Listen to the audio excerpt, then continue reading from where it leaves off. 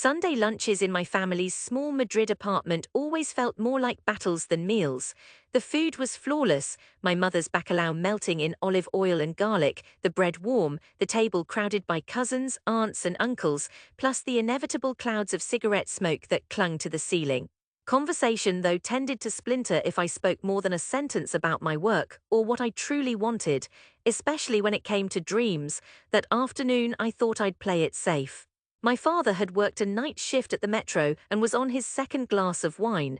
My younger brother, Nacho, was already itching to escape back to his video games. My cousin Carmen, an hour late as usual, slipped into the chair beside me and only nodded at my attempt at a smile. I should have known I couldn't blend in. My mother's voice, sharp, seasoned, but always loving, caught me after I'd tried to quietly change the subject from my job at the lab. She had a way of leaning back in her chair, arms crossed, scrutinizing, as if I were a puzzle only she could solve. "So, Elena, what was that your Tio told me yesterday? That you want to invent some robot for the hospitals?" Her eyebrow arched, equal parts skepticism and curiosity. I saw the looks pass across the table, a flicker of amusement on Nacho's face, Carmen pretending to scroll through her phone, my father hiding a smile in his glass. "It's not a robot," I replied carefully. "It's an AI program. We're training it to identify rare genetic markers. If it works, we could diagnose hereditary diseases much earlier." "That means—" My Tio Ricardo cut me off, waving his fork. "Bah, computers can't replace good doctors or a family's wisdom, chica, maybe in America but not in Spain. Here people trust people." "Ricardo, let the girl talk," my Aunt Lucia chided but softly, and she looked at me more with worry than encouragement. I felt my jaw tighten, tried to keep steady. "It's not about replacing anyone, it's about helping, giving doctors better tools." Carmen snickered, finally raising her eyes, like Siri with a stethoscope. Nacho laughed, even my mother smirked. Sometimes these things felt harmless, but their laughter was a wall I couldn't pass. Every Sunday the same brickwork appeared, mockery, light-hearted and loving but no less real. My father wiped his lips, coughed. "You always think too big, Hija. Why not work somewhere steady, eh? Something real. This dream of yours, it's like a balloon. Maybe one day, PFFF." He opened his hand as if releasing me. I watched it float out of reach. I sat in silence, swallowing food that tasted of salt and shame. I'd once craved their approval so desperately that I'd nearly veered off this path. The memory strung, the lectures about practicality, about not embarrassing the family with wild ideas. Still, the kernel inside me, tender yet unbreakable, refused to wilt. I nodded, smiled politely, and let the room fill with other people's chatter. All the while I made a silent promise to myself: I would not let their doubts be the full story. The next year was a test of endurance, professionally, personally, emotionally. The AI initiative was ambitious, underfunded, doubted by even my own colleagues. Spanish research budgets ran thin, and most of the big headlines came from California or Shanghai, not the tight corridors of our aging university lab in Madrid. Nearly every day felt like swimming against a current. Our computers crashed more than they worked, and the datasets we needed were protected by swirling bureaucratic red tape. At home, I lived with a friend in a cramped, noisy apartment above a supermarket. My world shrank to the glow of my laptop, old buses rattling past my window, heartbeats of uncertainty at every deadline. Sometimes, at 2 or 3 in the morning, I'd reread emails from funding councils, my hands trembling with tiredness. "What's the point, Elena?" my friend Sophia would say, finding me hunched over the table, eyes close to giving in. "You're not responsible for saving the world. Just take a job with Novartis. You could be their youngest project head. Your parents would actually brag about you for once." But there are some things inside that neither comfort nor logic can touch, a need you can't describe, only obey. I worked. I learned everything I could about gene expression, about the ways medical biases shaped diagnosis. I read code until it swam in my dreams. Once, someone spray-painted "Freak robots go home" on a lab window. No one confessed, everyone laughed it off. I tightened my resolve. I joined messaging boards, reached out to clinicians, visited patient groups, people who'd lost siblings to the slow slide of rare diseases. Their voices reminded me why it mattered. Setbacks came one after another, a grant that nearly evaporated when a reviewer dismissed uncoordinated amateurish promise, a collaborator who got a job overseas. And meanwhile, at every family dinner, I endured variations of the same jokes. Carmen sent me AI memes. Nacho asked if my robots would do his exams for him. Still, I kept telling myself and tenderness. I would not return their laughter with bitterness. It cost me, but I held the line. In time, small successes appeared, unexpected test results, a journal expressing cautious interest, the first patient DNA sample that lit up the right signature in the AI's map. Our lead supervisor, Dr. Martin, began to introduce me to visiting funders as the one who never gives up. We had nothing certain, but hope after so long felt physical, a pulse, a light at the end of the tunnel. I worked through holidays, missed birthdays, fielded texts from my father, still at your nonsense, Heja, each time I typed, yes, and I hope you're well. Years washed through me. I grew my hair long, learned not to care about tired jokes. I traveled for conferences, London, Kyoto, even a whirlwind trip to Boston where people at last listened, their questions sharp and real, never mocking. On a slate grey December morning, 3.5 years from that Sunday lunch, our paper was published. A major journal translated into 4 languages. Machine learning detections of autosomal genetic diseases. Practical outcomes in Spanish hospitals. The big news wasn't the code, it was the results. 300 previously misdiagnosed cases, lives redirected because a gene signature in the noise glowed under our algorithm's eyes. The day it appeared online, hail drummed the windows of our new lab, bigger, noisier, perfumed with 1,000 lunches, but I could barely hear it over the thundering in my chest. Colleagues hugged me.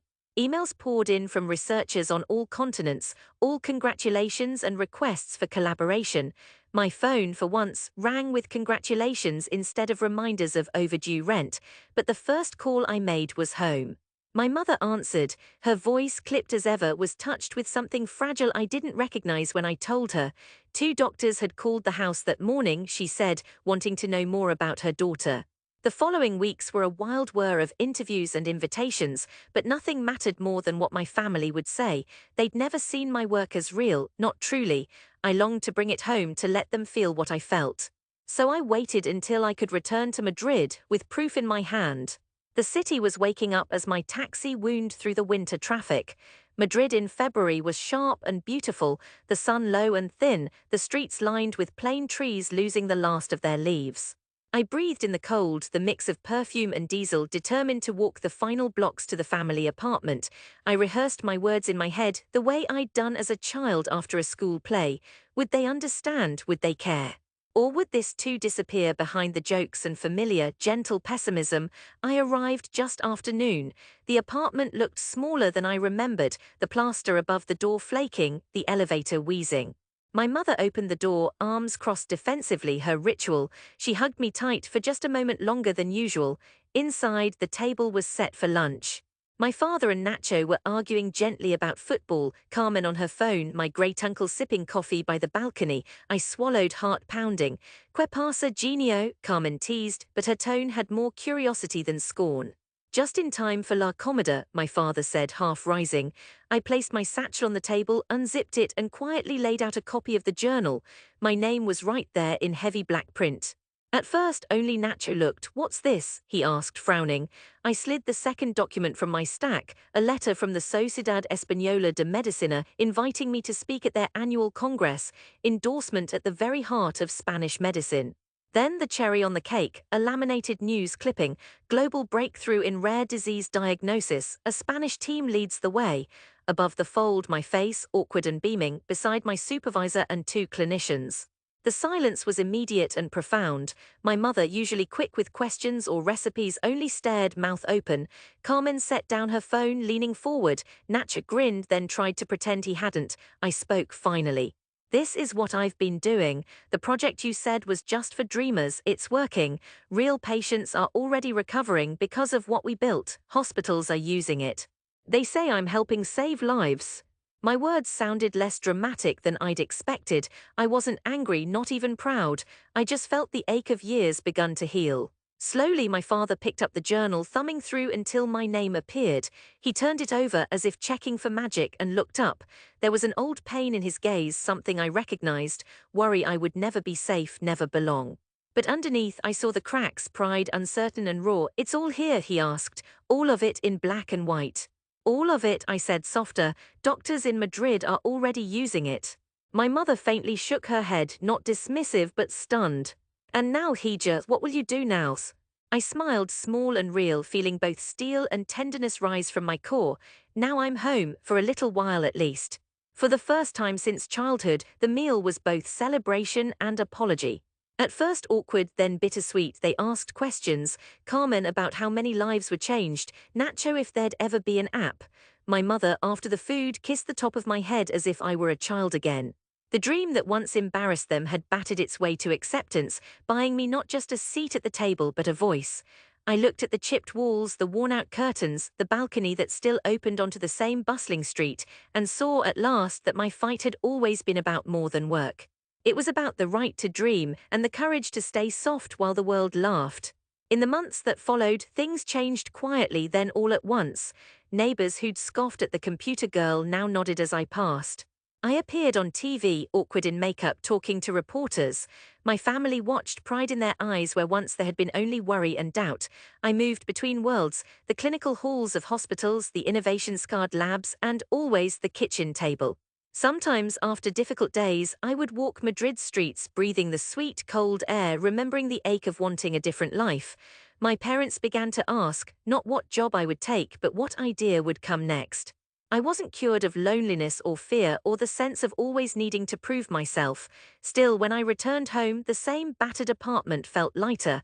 My mother baked more, insisting she needed my notes for her next recipe, a secret way of keeping me close.